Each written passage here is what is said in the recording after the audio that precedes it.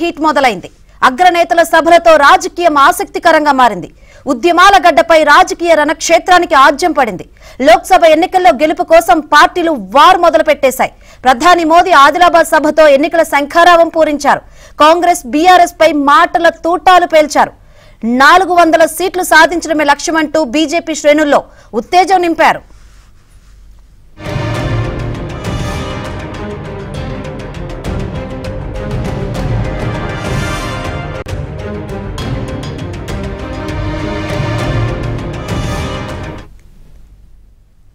ఇక అటు సీఎం రేవంత్ రెడ్డి రేపటి నుంచి వార్ ఫీల్డ్ లోకి ఎంట్రీ ఇవ్వబోతున్నారు. వరుస పర్యటనలతో ప్రజాక్షేత్రంలోకి వెళ్లబోతున్నారు. ఈ నెల 6 నుంచి 11 వరకు పలు అభివృద్ధి కార్యక్రమాలు, శంకుస్థాపనలతో పాటు భారీ బహిరంగ సభలో పాల్గొననున్నారు.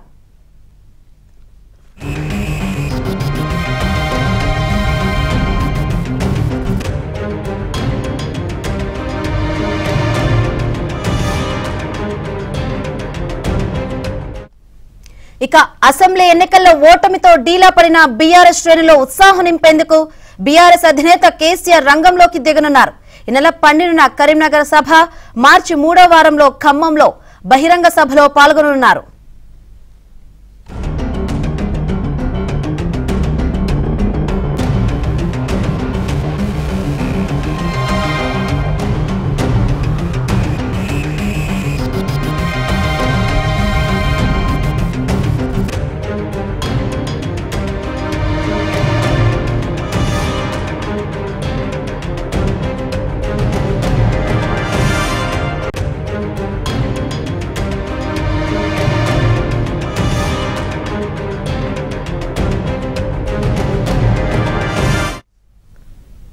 రైట్, పార్లమెంట్ ఎలక్షన్స్ దగ్గర పడే కొద్దీ తెలంగాణ గడ్డపై పొలిటికల్ హీట్ మొదలైందని చెప్పాలి. ప్రధాన పార్టీలన్నీ ప్రజాక్షేత్రంలోకి అడుగు పెట్టబోతున్నాయి. ఇక ఇదే విషయం గురించి మరింత సమాచారాన్ని మా తెలంగాణ బ్యూరో ఇన్ఛార్జ్ నవీన్ ని లైవ్ ద్వారా తెలుసుకుందాం. నవీన్. శంకరి, తెలంగాణలో లోక్సభ ఎన్నికలకు సంబంధించినటువంటి షెడ్యూల్ వెలువడడానికి ముందే రాజకీయం అంతా కూడా వేడెక్కుతోంది.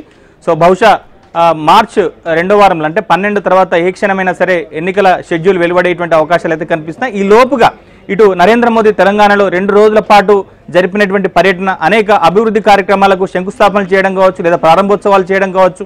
మరోవైపు పొలిటికల్ గా ఆయన చేసేటువంటి కామెంట్స్ తెలంగాణలో బీజేపీ శ్రేణుల్లో ఒక కొత్త ఉత్సాహాన్ని నింపుతున్నాయి.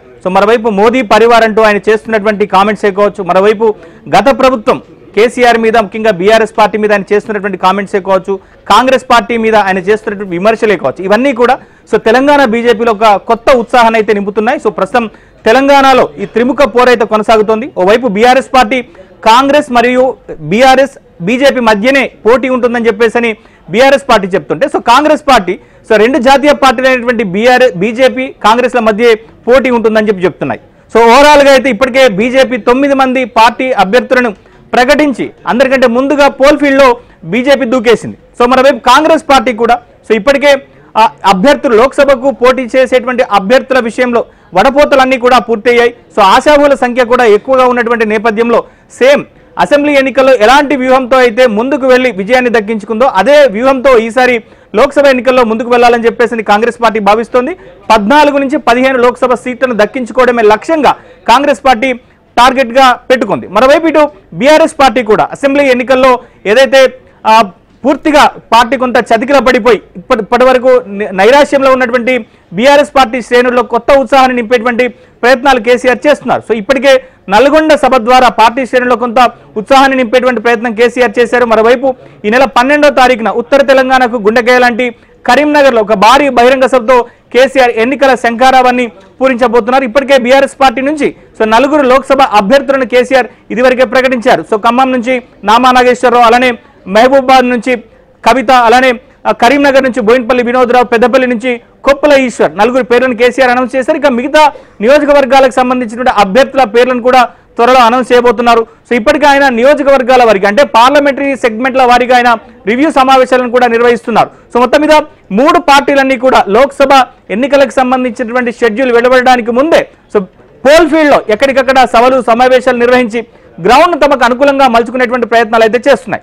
మొత్తం మీద బీజేపీ శ్రేణులో నరేంద్ర మోదీ నిర్వహించినటువంటి 2 రోజుల పర్యటన మాత్రం కొత్త ఉత్సాహాన్ని అయితే నింపింది.